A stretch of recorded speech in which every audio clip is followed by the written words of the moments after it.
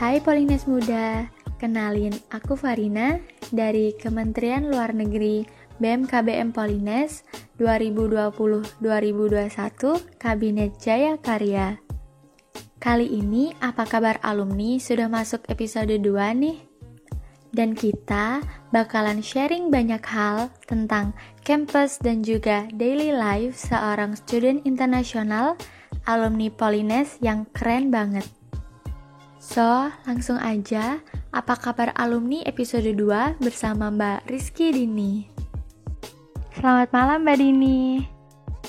Ya, selamat malam teman-teman semuanya. Perkenalkan, nama aku Rizky Dini Sanggayunita, lahir di Ngawi tanggal 17 Desember ya. Kemudian aku mempunyai blog nih, aktif di blog, tapi agak sudah terjeda, jadi sudah lama menulisnya udah nggak lagi di blog, tapi biasanya menulis di story, Instagram, WA maupun lain, kalau enggak di ini sama teman-teman berbagi kayak gitu. Aktif nulis di blogku, kalau ingin teman-teman mengunjungi ya www.diorama-semesta.com.blogspot.com. Kemudian hobiku menulis puisi dan membaca buku. Alhamdulillah sejak tahun 2018 itu bersama teman-teman sering kayak bikin karya antologi gitu, kumpulan puisi bareng teman-teman nasional. Ya, kemudian tahun 2020 kemarin bersama teman-teman yang menerima beasiswa di seluruh dunia, kami menulis buku yang intinya bayar kegagalanmu dengan beasiswa. Oke. Sekarang langsung kepoin tentang studi lanjutnya. Ya, ini sekarang aku sedang menempuh S2 ya, Master of Finance di National University of Science and Technology, Taiwan. Dan insya Allah minggu depan mau sidang tesis, mohon doanya semuanya. Kemudian alhamdulillah ini juga baru saja akhir Desember ini ya, pengumuman pertengahan Desember bahwa keterima studiku lanjut di PhD S3 masih di finance di universitas yang sama. Dan alhamdulillah ya mendapat beasiswa, jadi nanti langsung lulus dan aku Februari kuliah lagi, langsung lanjut S3. Ya, sekian perkenalannya. Dulu aku di BEM nih, di Kementerian PSDM. Oke. Menurut Mbak Dini, apa sih motivasi yang benar-benar Mbak Dini impikan, atau apa yang membuat Mbak Dini itu pengen banget studi lanjut ke luar negeri, padahal mayoritas lulusan atau alumni Polines itu lebih prefernya tuh ke kerja atau mungkin studi lanjut S2 tapi masih di Indonesia. Dan apa yang membuat Mbak Dini kayak punya mimpi yang sangat besar gitu? Ya, yang pertama mungkin karena salah satu hal terbesar adalah latar belakang keluarga ya. Jadi dulu itu aku kuliah di Polines, itu aku udah yatim piatu. Jadi ibuku meninggal waktu aku kelas 1 SMA. Kemudian 2 tahun berikutnya ayahku meninggal. Terus dari situ tuh dulu kan ayahku S1 ya. Aku ingin yang lebih dari seorang bapak, dari sosok ayahku, dari sosok bapak. Aku ingin lebih. Ketika bapakku S1, aku ingin S2. Aku ingin meningkatkan derajat keluargaku. Aku ingin membuat bangga dan ingin aku lebih bermanfaat, dan salah satunya adalah aku ingin mengejar cita-citaku menjadi dosen itu. Dan nanti cita-cita terbesarku setelah menjadi dosen adalah menjadi Menteri Pendidikan. Jadi mohon doanya. Mengapa aku ingin keluar? Karena kalau aku mikirnya gini, kalau di Indonesia tingkatan kesulitan ketika aku menjalani kuliah master di Indonesia adalah aku mengalami budaya yang sama, budaya Indonesia. Maksudnya aku tidak, sedangkan ketika aku ingin menjadi menteri, ketika aku ingin bermanfaat lebih luas, aku harus open minded. Aku harus lebih mengenal dunia luar yang ini di sini seperti ini, di sini seperti ini. Sedangkan di Indonesia kan mayoritas Islam tuh. Jadi permasalahan-permasalahan yang ada hampir ini karakteristiknya kita bisa mengenali sama agama, politik seperti itu. Itu yang paling sering ada di Indonesia ya, yang adanya politik, agama, kemudian masalah tabu dan lain-lain. Taiwan itu adalah negara kecil yang benar-benar dia itu dulu dari terpuruk sekali, kemudian ada kejadian Miracle of Taiwan ya, itu benar-benar berkembang jadi sangat pesat dan menjadi salah satu macan Asia. Jadi di situ aku penasaran, kok bisa ya Taiwan seperti itu? Dan Taiwan adalah negara yang pendidikannya nomor 6 terbagus di dunia. Riset-risetnya terbagus di dunia. Jadi memang benar-benar aku ketika di sini kaget sekali dengan sistem sekolah yang ada di sini. Semua, baik itu kamu kuliah di apapun, semua harus belajar kalkulus, harus belajar benar-benar luar biasa. Karena orang tua dan karena cita-cita. Mbak Dini kan di Taiwan itu pilihnya kampus apa dan programnya apa atau jurusannya apa gitu. Jadi aku di Taiwan itu di universitasnya namanya National Yunlin University of Science and Technology. Itu ada di Tolio di Yunlin atau sebutannya NYUST atau Yuntech itu ya. Aku ngambil di College of Management, ngambilku Department of Finance. Aku karena ketika dulu aku sebelum aku lanjut S2 aku sempet ngobrol dengan dosen pembimbing pertamaku, Bu Utami. Beliau adalah dosen pembimbing satuku ketika skripsi di Polines. Beliau S3 juga, dan ketika aku menyampaikan keinginanku untuk lanjut studi di luar negeri, beliau sangat mendukung. Kemudian dibekali dengan beliau ilmu-ilmu yang seperti ini. Ketika kamu ingin jadi dosen, Din, linearkan apa yang kamu ambil di S1 kemudian S2. Jadi agar apa? Agar nanti ketika kamu S3 lanjut lagi, itu tingkatan untuk naik stratanya ya, naik tingkatan jabatan atau apapun di pendidikan, misal di Kemenristek Dikti kayak gitu, bisa menjadi tingkatan yang paling atas, profesor kayak gitu. Sedangkan kalau kita nggak selinier, itu nanti kita nggak bisa mencapai tingkatan profesor. Oh, oke. Terus kira-kira untuk bisa Mbak Dini untuk bisa kuliah di NYUST ataupun di kampus luar negeri lainnya itu apa aja yang perlu disiapkan buat mereka yang pengen studi lanjut? Kalau di Taiwan itu beasiswanya sangat banyak ya. Yang perlu diketahui, jadi aku punya saudara di Surabaya. Dulu itu sebelum aku ke Taiwan, beliau nawarin buat ke Jerman. Karena Surabaya itu sering ada kayak expo kayak gitu, S2 kuliah di Jerman. Misal kuota ada 500 orang yang harusnya bisa mendapatkan beasiswa untuk kuliah di Jerman. Tetapi Indonesia itu sedikit sekali yang berminat, bahkan 200 aja nggak sampai, seperti itu. Jadi menurutku yang paling ingin dibekali ketika teman-teman ingin melanjutkan studi di luar negeri, yang pertama jelas niat.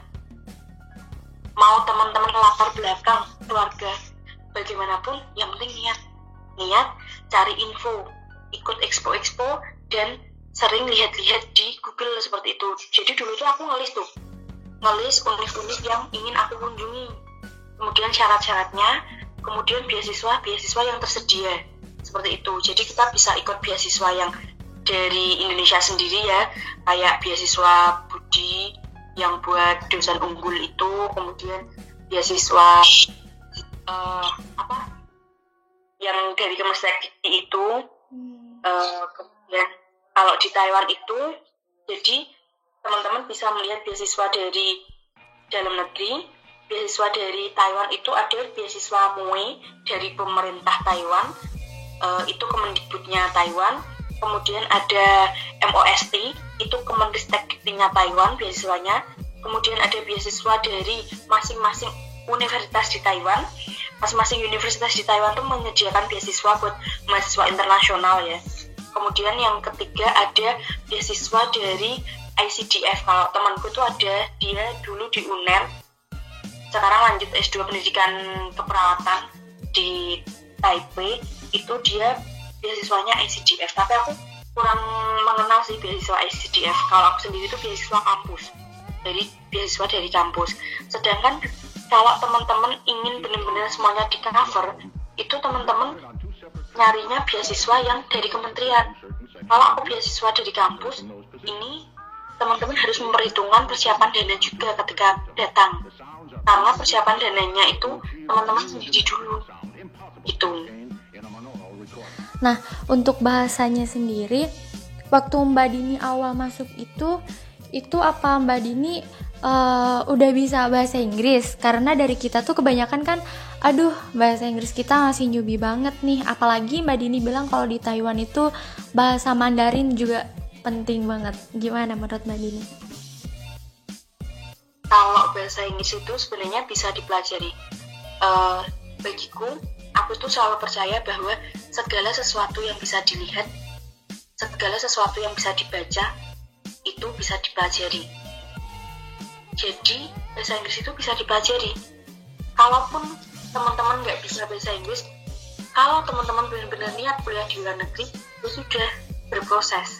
Semuanya itu perlu pembelajaran. Nggak harus teman-teman expert loh. Gitu. Jadi tetap teman-teman belajar terus. Aku pun di sini masih terus belajar ya, karena kita memiliki aksen yang berbeda. Jadi misal kayak profesor di Taiwan ini ketika menerangkan, misal what do you think? Bilangnya di sini tuh think kayak string, kayak F ada S. Jadi sometimes aku sama temanku, ngomong apa? Think. Kayak gitu. Harus belajar. Ya gimana, karena ya kan pengen pengen kuliah di luar negeri. Gitu.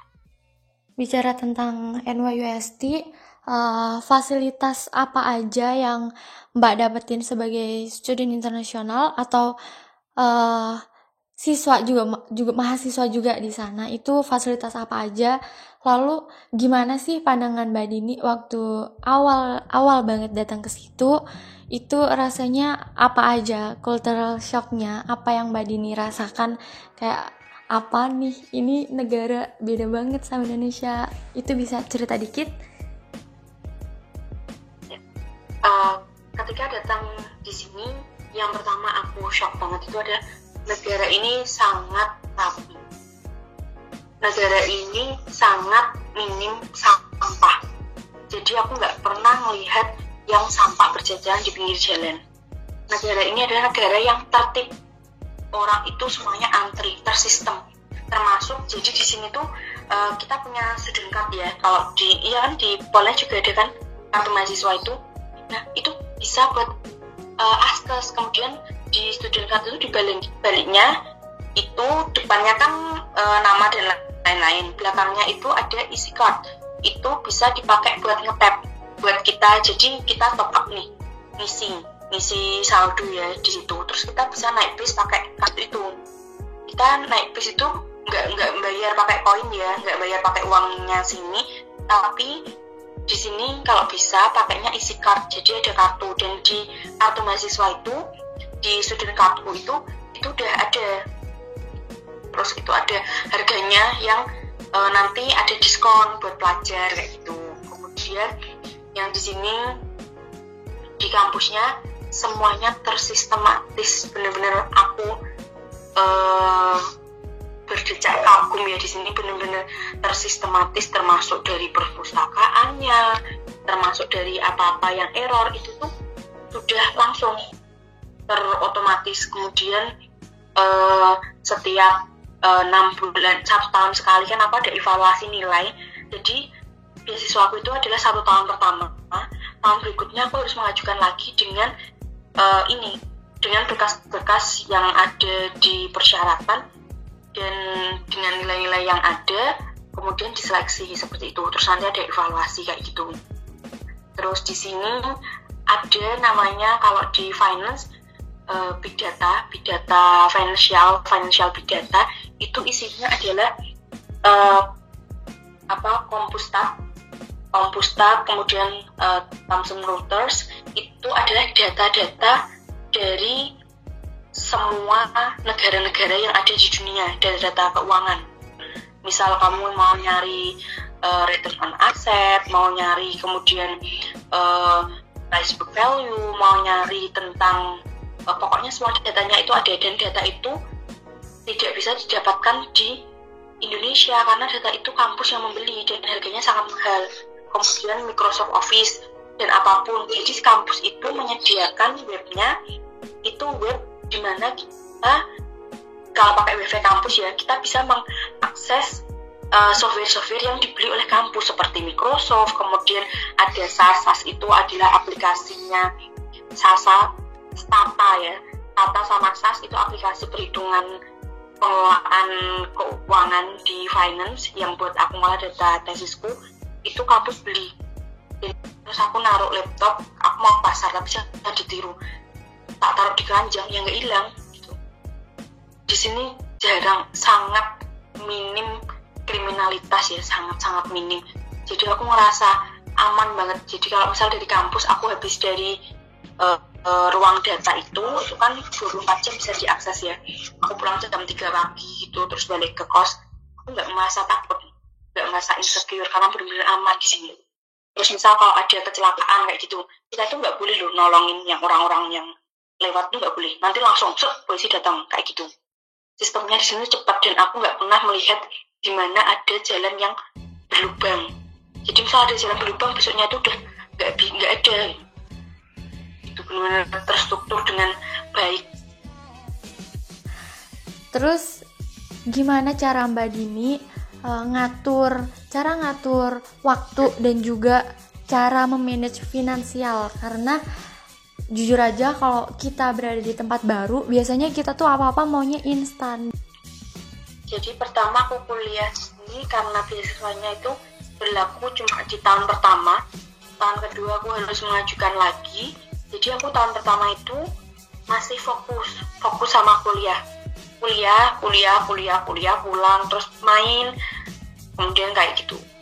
Terus beasiswaku itu di tahun pertama aku dapat setengah ya, jadi fullnya itu 10.000 NTD, kurang lebih 5 juta, aku dapatnya 6.000, jadi 3 juta per bulan. Kemudian paling bisa yang diminimalisir pertama adalah dinner ya, karena aku udah yatim piatu dan aku sama sekali tidak mungkin untuk meminta kepada kakakku kan ada 2, adikku ada 3, aku nggak mungkin kayak gitu. Jadi ya udah, kalau misal aku kekurangan ya aku harus memberikan gimana, karena perjanjian di awal adalah ketika kakakku mengizinkan, kamu jangan menyesal apapun jalan yang telah kamu pilih. Kita mengizinkan, tapi apapun resikonya kamu harus bisa menyelesaikan versi dirimu gitu. Jadi kakakku mengajariku pendewasaan seperti itu. Ketika ya mereka akan sangat setuju aku kuliah di luar negeri, tapi ketika kamu kesusahan, maksudnya minta tolong dulu, carikan solusi buat dirimu sendiri, karena itu masa depanmu, karena itu konsekuensi yang kamu ambil ketika kamu sudah memilih jalanmu untuk S2 di luar negeri.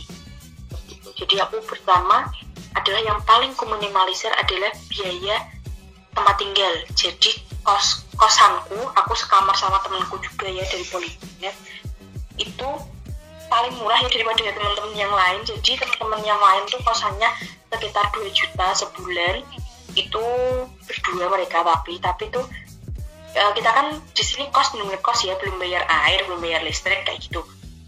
Terus aku kosnya itu sebulan yang 1,5 juta sama temenku, dibagi 2. Udah tuh habis sekitar 750 NTD ku, 1.500 NTD sebulan udah habis. Masih kalau beasiswa aku 6.000, jadi masih 4,5 ya. Aku iuran makan tuh sebulan 1.000 NTD itu 500.000 coba buat makan sebulan. Masak, aku nggak masak. Yang paling memanage itu setiap hari masak. Untuk pengaturan waktu sendiri, aku tuh produktifnya malam. Jadi misal kalau aku habis selesai kuliah, udah aku tidak akan memaksakan diriku untuk belajar lagi setelah aku selesai kuliah. Aku akan me time dengan diriku, dengan apa yang aku sukai, dengan membaca buku, aku membaca webtoon, baca webpad, aku nulis kayak gitu. Jadi aku melakukan sesuatu yang aku sukai. Aku merekam diriku yang nyanyi karena aku memang hobi nyanyi ya. Terus kemana kayak gitu, karena aku memang senang sepedaan sendiri, jadi aku keliling-keliling gitu, terus belanja kemana, bertemu banyak orang. Udah, nanti aku udah capek, sampai rumah istirahat, tidur jam 10, aku belajar kayak gitu. Tuh mengatur waktu kayak gitu. Terus Sabtu Mingguku itu biasanya adalah waktu yang aku nggak boleh diganggu, itu biasanya hari Minggu. Jadi kalau hari Minggu, hari Sabtu itu aku me time sama teman roommateku ya, bersih-bersih kamar apalah gimana kayak gitu. Hari Minggu main sama, kita main kemana, ada agenda. Jadi aku tuh harus setiap 1 bulan sekali kita harus main, entah mainnya kemana, pokoknya kita harus main gitu. Nggak sepaneng banget, jadi kita harus mainnya kemana kita harus main. Nah ketika di tahun kedua ini, alhamdulillah aku pelan-pelan mulai part time, tapi aku setiap bulan kalau ngirim uang buat adikku ya di Note. Jadi dengan beasiswa aku yang 6.000 LD per bulan, aku alhamdulillah selalu bisa mengirimkan uang ke adikku, walaupun nggak begitu banyak, sekitar 300 sampai 500 ribu per bulan. Tapi sejak di tahun kedua aku kuliah, aku bisa part time. Aku jadi part time nyuci piring. Dulu aku part time di departemen, ngurus websitenya departemenku. Kemudian aku 1 bulan. Kemudian aku berikutnya pernah part time bersih-bersih kelas. Itu setiap seminggu 2 kali.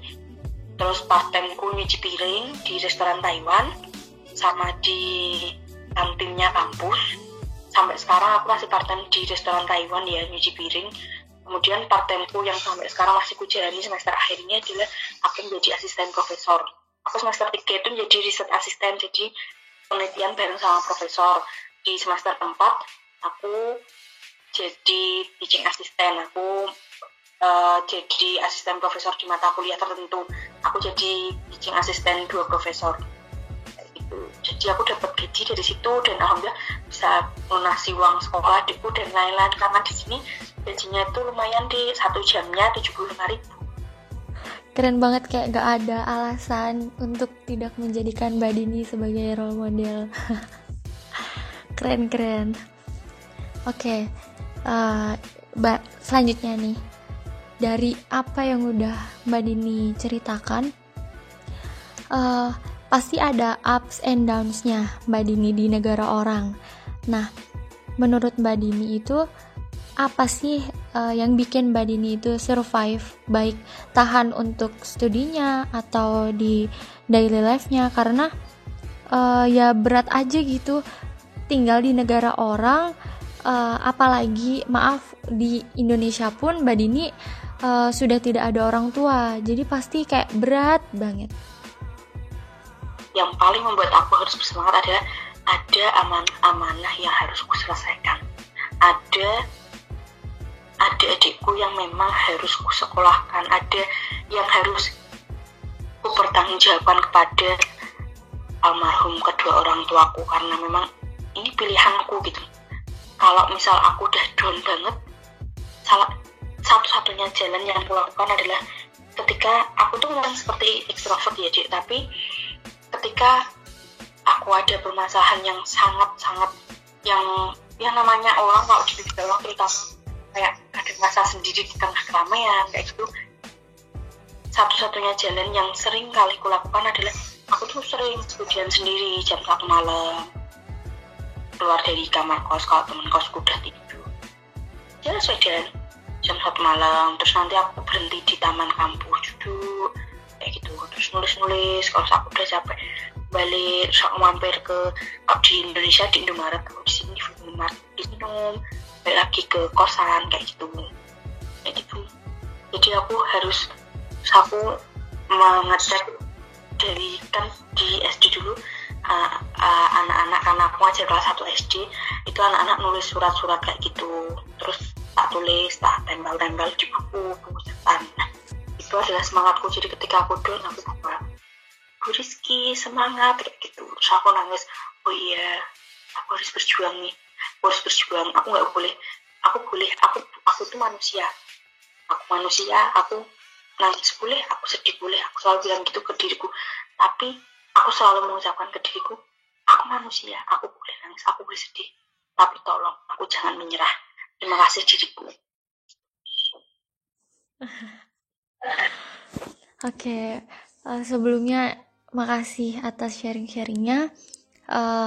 Untuk pertanyaan terakhir, apa tips dari Mbak Dini untuk adik-adik yang masih di Polines, untuk kita baik apapun keputusan kita nanti mau kerja ataupun keinginan kita untuk studi lanjut, itu motivasi yang mau dikasih ke kita dari Mbak Dini apa? Satu hal yang paling sering yang menjadi motivasi hidupku ya, segala sesuatu yang tidak membuatmu mati pasti akan menghebatkanmu. Jadi jangan pernah menyesal apapun pilihanmu. Kamu boleh, misal kamu boleh merasa lelah, boleh, kamu itu manusia, kamu boleh lelah, kamu boleh nangis, kamu boleh sedih, tapi tolong kamu jangan menyerah. Kamu boleh berbalik arah, asalkan kamu kemudian ketika kamu memilih jalan lain, kamu bertanggung jawab dengan jalan lain yang telah kamu pilih. Kamu harus siap menerima konsekuensinya. Sekali lagi, ketika kamu merasa down banget, sekali lagi ketika kamu merasa down, sedih, nangis kayak semua orang itu membencimu, tapi kamu masih hidup, berarti segala sesuatu yang tidak membuatmu mati pasti akan menghebatkanmu. Dan jangan sampai ada dan tiada dirimu di dunia ini tidak ada bedanya. Hidup itu hanya sekali, berarti kemudian mati. Wah, sangat membuat kita terpukau ya. Dan sebelum kita tutup, akan ada closing statement sebelum kita akhiri sharing kali ini, yaitu kita boleh bermimpi setinggi-tingginya dan kita juga harus bertekad untuk mewujudkannya. Dengan tekad dan niat, mencari peluang serta belajar dengan sungguh-sungguh, maka kita akan bisa mewujudkan mimpi yang sudah kita pilih. Tidak hanya dengan menjadi student internasional, namun kita juga bisa sukses dalam bidang kita masing-masing. Seperti apa yang Mbak Dini bilang, segala sesuatu yang tidak membuatmu mati, maka itu akan bisa menghebatkanmu. Semoga sharing kali ini bisa bermanfaat buat kita semua dan bisa memotivasi kita dalam belajar ya. Oke, terima kasih Mbak Dini atas kesempatan di perbincangan yang sangat menarik dan sangat banyak hal yang bisa kita ambil sisi positifnya, karena sangat banyak daripada menurut aku nggak menemukan sisi negatif dari yang Mbak Dini ceritakan, apalagi di Taiwan itu keren banget. Terima kasih sekali lagi. Semoga Mbak Dini di ujian tesisnya lancar dan juga nanti S3-nya juga lancar. Semoga sangat bisa memotivasi kita semua. Terima kasih Mbak Dini. Sama-sama, saat ya.